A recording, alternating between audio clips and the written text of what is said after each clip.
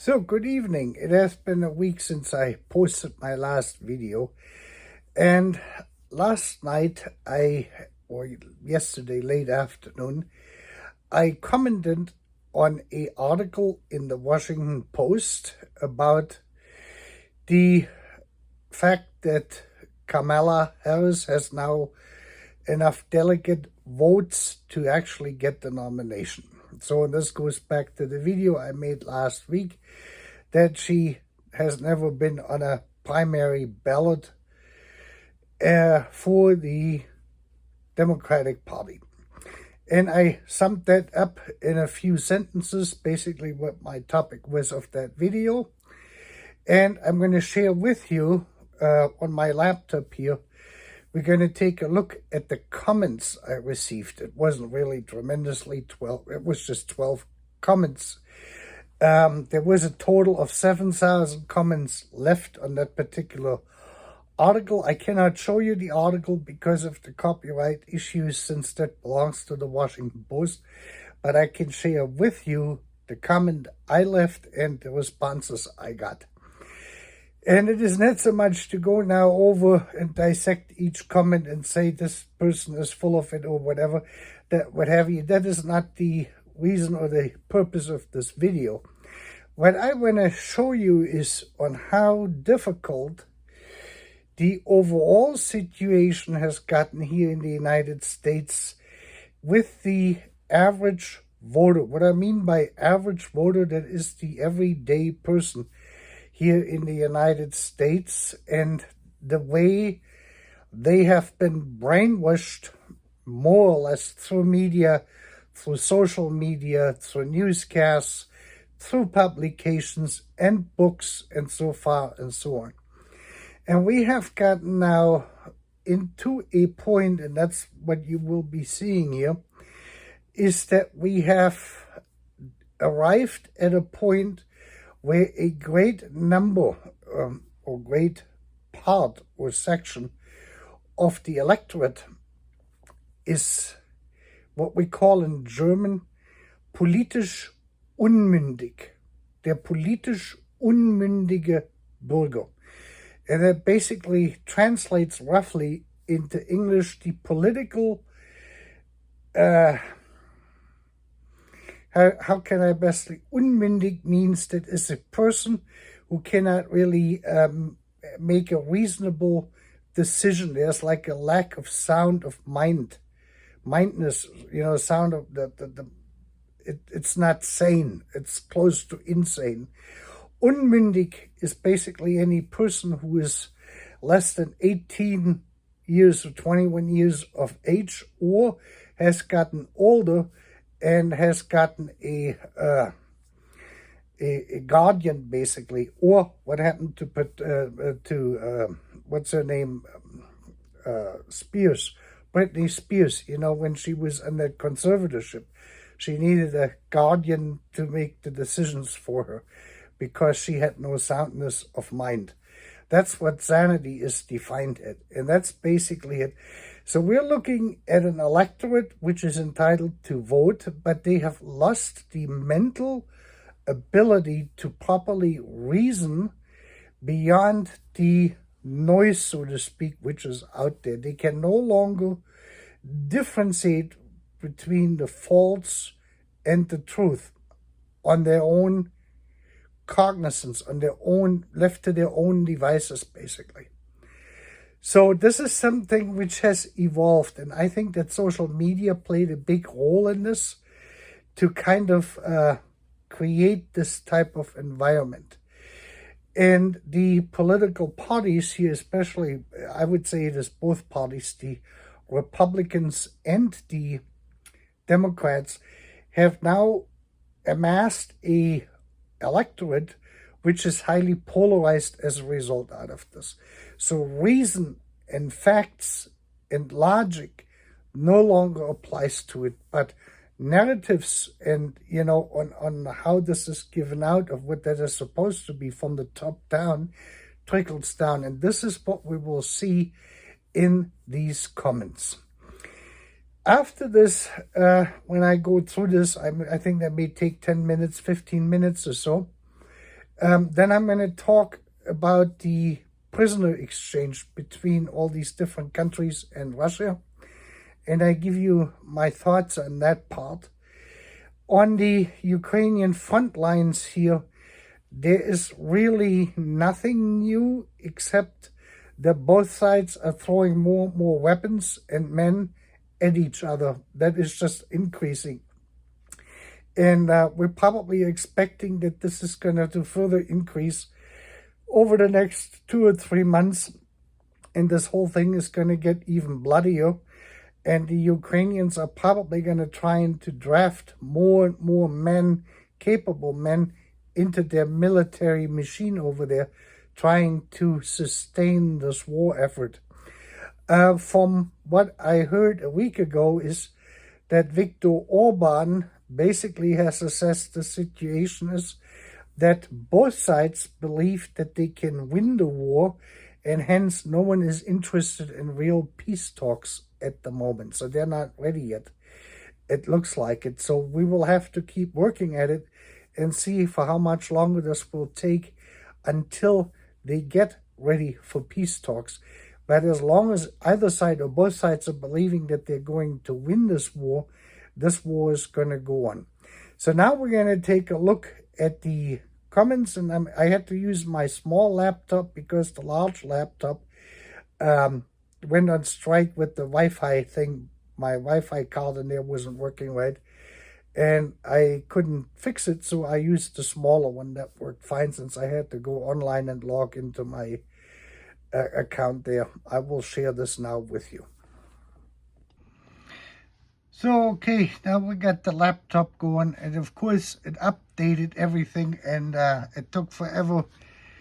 This Windows 10 is one of the worst things you could ever imagine. Anyway, I hope you can see this without too much of a glare. This was the actual article here. Harris officially secures Democratic nomination for president. And this is the article I left a comment on. And now we're still seeing it, but that's too bad. And all the way down here, and you see I'm paying for this a monthly subscription, and I'm still getting hammered with advertisement. And you can see here on this article in the Washington Post, 7,903 comments were left. And now we go here. Let me get this rid of this here.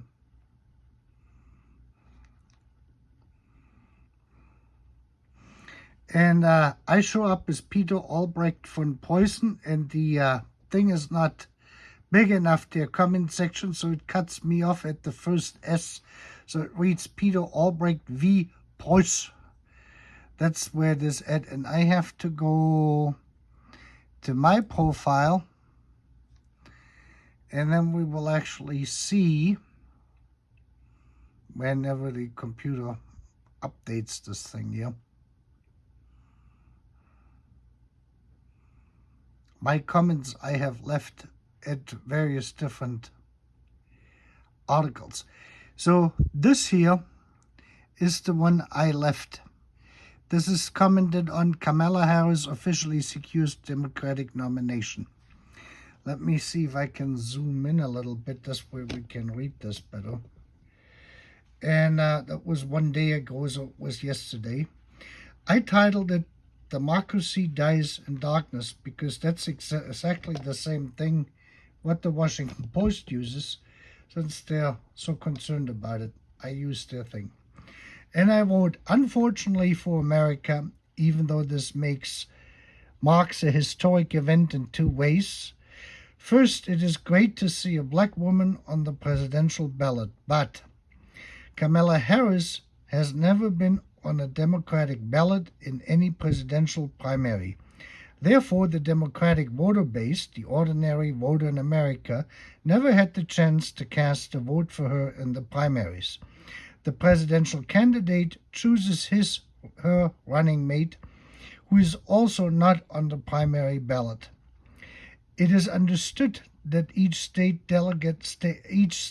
delegate is only bound by his/her conscience, now left only with option more or less to vote for Kamala Harris.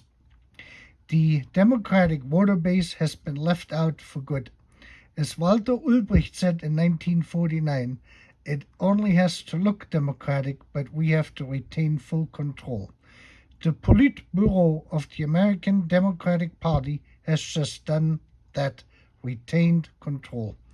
And now we can see here we got 3 likes. One of them is my own, and I think I can pull this down. Here you can see this, I liked it. Then a user by this name here, GDHDHO, and it must be true. These are the 3 people who liked what I wrote, and we got 12 replies. And I click on this here, now we should see them. So this is now the first user. He says, okay, Frank IBC, I guess that's what that reads, was Vance on the Republican primary ballots. No, he was not, and he is the choice of President Trump. That's because he's running as VP. Get new material and stop being a concern troll. I'm not quite sure what they're referring to here. Your concern has been noted and filed. Dr. Zoom. Interesting. And given the attention they deserve. Okay? Now, the interesting thing is all these people who were against this, what I wrote, they have gotten 11 and 13 likes. Then we have a person here, commenter, and given the attention they deserve. Okay? The horse is dead, quit whipping it, commenter, 6. Korok said there were no Republican primaries at all in 2020.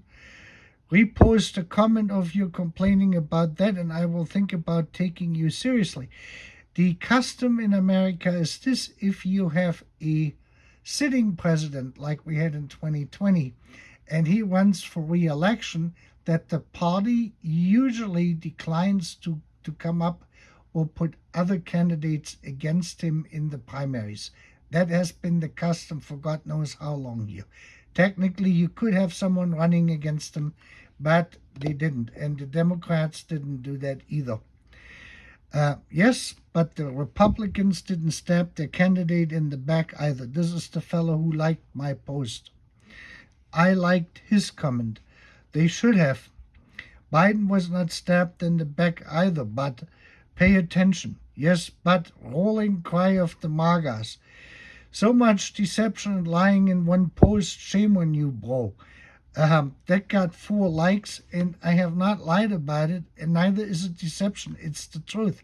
Kamala Harris has never been on a primary ballot at the Democratic Party or any other party for that matter for the presidential election to run as president.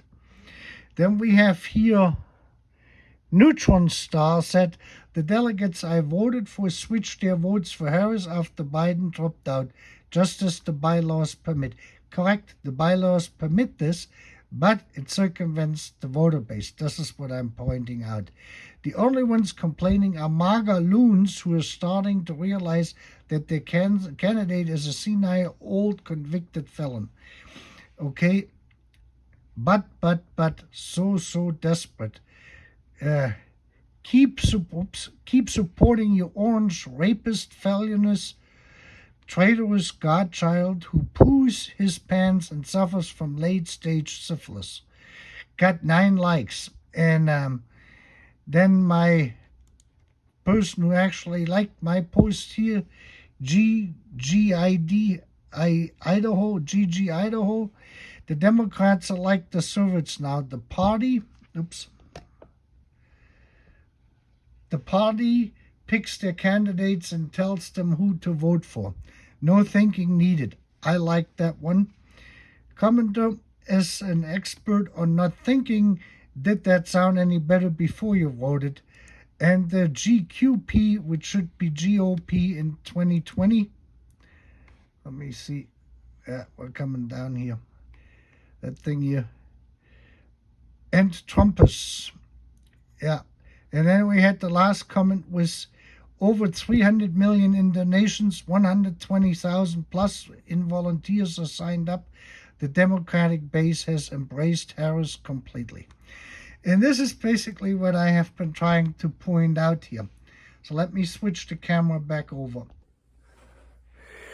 Okay, so now these are all opinions of people, and of course I have not objected to them. They can write whatever they like. And but what this really shows is we're not discussing the issue here is that she was not on the primary, and that none of the voter base had a chance to actually vote for her. Except for one viewer which stated this with the state delegates, that they have the bylaws that they can do this. That is correct, but we never had that happen before. And I think that is highly questionable, because a bylaw permits it.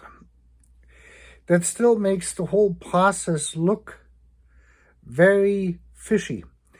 And interestingly enough, out of the Democratic Party, there has been, in the very beginning when it was first announced, some candidates, had declared their intentions to run, but that kind of died down very quickly once, all the other people, Democrats came out, Nancy Pelosi and Chuck Schumer, and they said we're endorsing that. So it all came from the top down. In America, the election, especially the primaries, is a grassroots movement where you technically or theoretically could put any person into the position to actually become a presidential candidate. That usually does require some money, and it requires an X amount of support signatures in each state to get on these ballots. But in the general sense, you can get that done. And all you need to do is get your peers basically to support you in the primaries, and you become the presidential candidate. It's basically from the bottom up. That is the democratic understanding, or has been the democratic understanding for over 200 years now here. I think it is 1776 years, 240 years or something like this, 250 years, close to 250 years. We're coming up on it. And now we have the situation where this has basically been around. Now, the sensible thing would have been if the same people who put Biden into charge or into the position in that primary in 2020, basically, like I said, to me, it was clear that he was not working with his full faculty at that point already, and that must have been noticeable to those people, to the higher ups in the Democratic Party as well, especially those people who deal with him on a daily basis, or in the Senate at that point. They probably should have known that, or they knew this. Most likely they did knew this. So they put him into this position. The sensible thing would have been for him to announce, say like last December, when this whole thing after that with Israel went down, to say, look, I'm getting too old for this. I'm going to step out. I'm going to endorse Kamala Harris. And the primaries would have taken place that way. Because that was, she could have gotten onto the ballot, and they would have had the primaries. Now they would have had the convention this month, and everything would have been in a proper way for this whole thing to go down. It could have been possible that the Democratic voter base would have selected someone else as a presidential candidate for this election. That is unknown to us. That we don't know. But because they dragged this whole thing out now until July, or almost the end of July, that put the Democrats in a position where they really can't have a primary anymore. And that is the key issue in this whole thing. Now, with all this being said, now, this is what I mean. So the voter base, these people here are subscribers to the Washington Post the same way I'm subscribed, paying subscribers.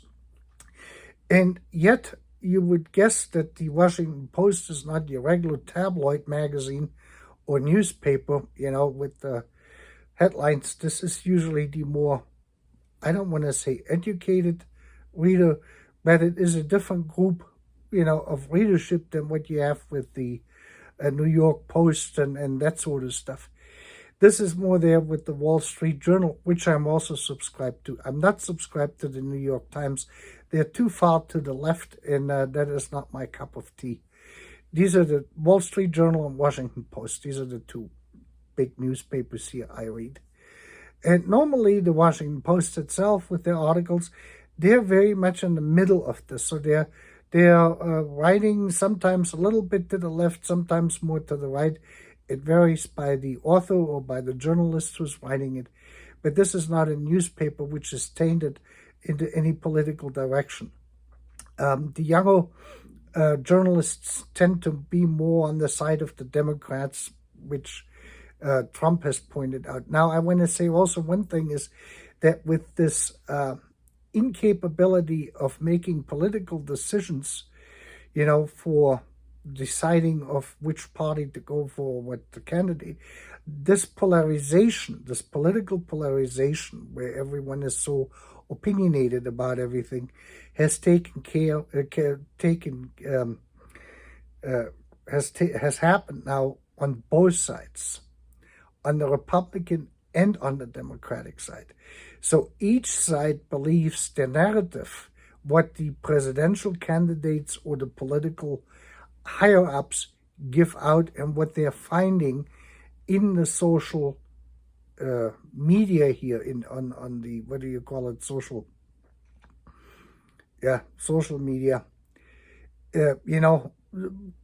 Sometimes it's conspiracy theories, and you could see what you were reading that these were not arguments, political arguments or technical arguments to speak. One person pointed out that the bylaws are that way in the Democratic Party, and that's correct. He's absolutely correct in that. But like I said, the point is that Biden should have stepped down much earlier this year, before the primaries started. That would have been January 18th or 20th or something like this. New Hampshire is the first state which has the state primaries. If he would have stepped down by the end of December last year, say like at Christmas, everything would have been fine. Everything would have could have unfolded its normal democratic path, basically. Democratic path, so to speak. That's what I'm pointing out. So that's why this is all a little bit iffy. And the way they did this brings back the old days. If you're old enough like I am, and you remember the cold days, the Cold War, the Cold War days, you will remember this. This was like the Soviet Union. You had the Politburo, and the Central Committee, and they decided he's going to be the president or the secretary of the Politburo, and this was just done by a few people, and that's how the power was maintained. And now we have basically that structure, because of this, in the Democratic Party, and no one in Democrats, regular Democrats, have voiced their concerns about this. That's the dangerous part. I believe if this would happen in the Republican Party would have done the same thing. If something was to happen now to Trump, God forbid, then you're going to have Vance taking over, because there's just no more time left to do a primary. Say like if the assassination would have been successful, that would have left Vance now in the position. That's what the other reader pointed out. He's correct there too. Both are very questionable, but an assassination is very different than having someone trying to run and is not capable of running, and everyone kind of knows it, but they're all going along with it until it gets too much, and they're worried about losing, and then they're telling him, you got to step out, so he steps out, and the other person comes in, and there's no more election really in any of this from the regular voter who is registered as a Democrat. That is very questionable. And it, stay safe if there's something rotten in Denmark, That's kind of how that smells, this whole thing. Now, on the other hand, I wanted to talk real quick about this prisoner deal. This came as a surprise to me and probably many other people, and I'm glad that this actually took place. Now, the underlying issue here was that Germany had to release a convicted murderer because the one person who was returned to Russia was or is an FSB agent who conducted a contract killing in Berlin in the zoo or Tiergarten in the park there in broad daylight, and he gunned that person down. I think that was a Chechnyan opposition leader, something to that tune. It was politically motivated, and it was sanctioned by Putin. We have known this because they have already poisoned someone in England. I forgot the name of that fellow. And I think there were at least 2 other people they have killed abroad who had sought political asylum. So, and the German authorities, the security apparatus, so to speak, then caught this person and they tried him and he was convicted and then he was released now. And this is where the whole discussion now has ensued in Germany, if this is appropriate or not to give in to this kind of a demand. The real problem is not so much that he was released. That's what they're discussing because he was sentenced in a court.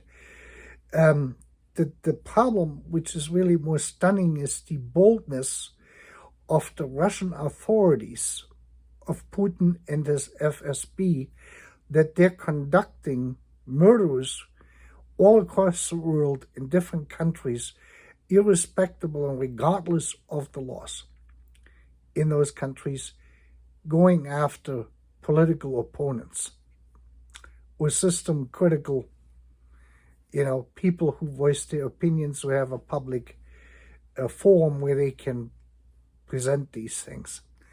The question is, how was this FSB agent able to enter Germany and conduct the killing and then disappear? Because that happened in 2014, but he wasn't sentenced until 2018 or later.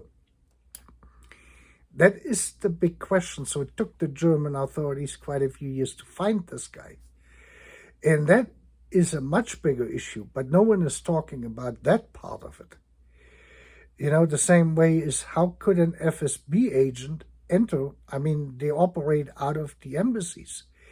But we have counterintelligence services in Germany, in the United States. You got the CIA, you got the military here, the defense intelligence, and you have the FBI in Germany too. They have the BND, they got the MAD, the Militärische Abschirmdienst, and they have the BKA, the Federal Criminal Investigation Office. There's hundreds of thousands of investigators, and still these people can operate that freely in these countries. But yet, if you voice your political opinion about something, then they're going to come after you. It's kind of completely out of this world. And this is really the underlying issue here. That this is the much bigger issue, I think. Rather than saying, well, he was now released and he's now a free man. What I found very interesting is the commonality is that Scholz waited in Bonn for the return of the released prisoners who went to Germany. Biden waited for them here in the United States. I think they came somewhere to Washington, to one of the military airports. And Putin waited in Moscow. And the first person Putin greeted was that FSB agent, who is still active because he's probably still on the payroll for them. And he will be in the future. He may not be able to leave very easily Russia, but with some cosmetic surgery and stuff like this, they're probably going to alter him a little bit, and no one would ever know that this is the same person. This is normally what they do in these cases. So he is the first one, and he welcomed his co-worker, his comrade. You could feel this. This is a male bond between equal people out of a military kind of secretive operation background. This was clear. I mean, this was as clear as anything. And this also means that Putin ordered the killing of that person. There's no question about it. That shows you, or us in general, on how each country, the West and Russia, has kind of celebrated themselves as the victor in this entire tragic occurrence. East Germany used to lock up their political opponents, these people who kind of complained about their system they had, the communist system. And in the 1970s, Willy Brandt and Helmut Schmidt, the chancellors, made a deal with East Germany. They would purchase these prisoners from East Germany for 25,000 Deutschmarks a person. Every year they had an exchange. There were so many hundreds coming over, and East Germany would get paid in West Deutschmark because they needed valuta, a hard currency, what we called it. And this is how crazy this whole thing is. So we have an experience with this. If you were born, say, like 1980 and later, you probably don't know anything about this, or probably don't remember very much. And if you have heard anything about it, it might be only out of history lessons in school or history books. But we have lived through this stuff, we have the experience. I'm old enough for it. This is the interesting part in this whole thing. So we will, I don't know. I believe that we're going to see more killings by the FSB agents all around the world. If one of these FSB agents is going to get locked up, they will lock up the citizens of this country, wherever that FSB agent is locked up in. So if it's the United States, it's going to be US citizens who are in Russia. They're going to be charged with fake crimes, and just to have some counterweight here, and then they're going to make another deal. This is what this is going to look like. This happened before. This happened during the Cold War. But the Cold War was more on a spying level, where each country would spy on each other, or the two sides were spying for technology advances, and military stuff and that sort of thing. Is you really didn't have many dissidents come over here, and then the Soviet Union didn't pursue them once they were here, because there was no social media.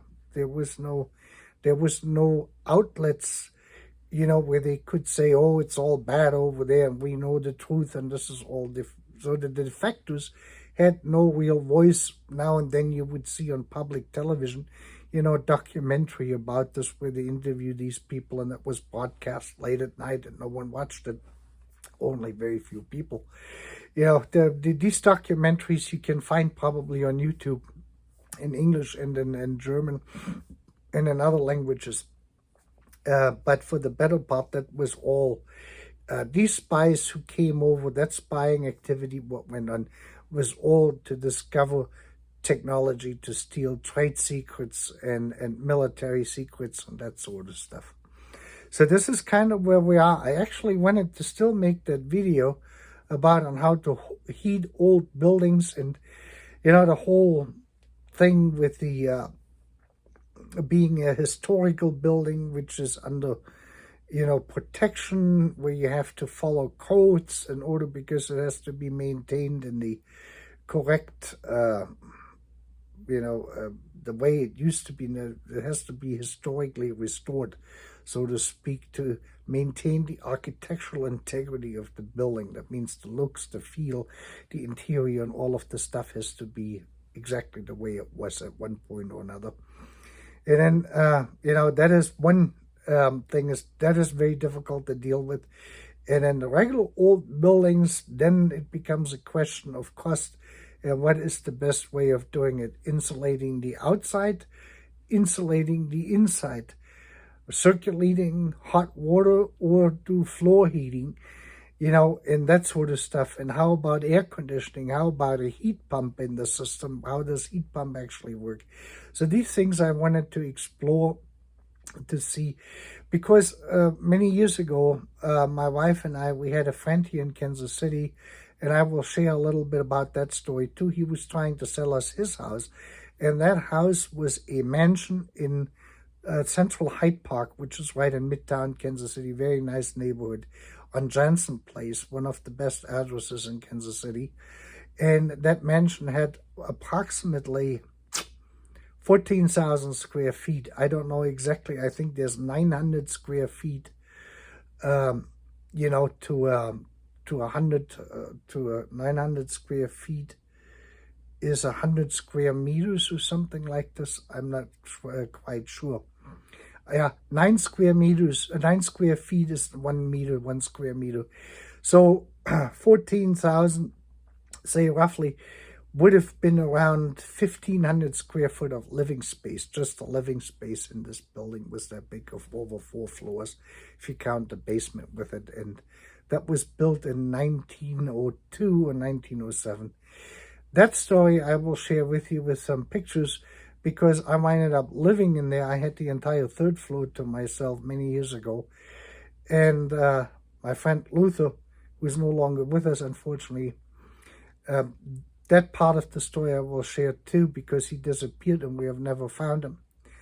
You know, when I lived there, so I'm deeply familiar with the heating and cooling issue and the electricity and all of the stuff when you have a building that old.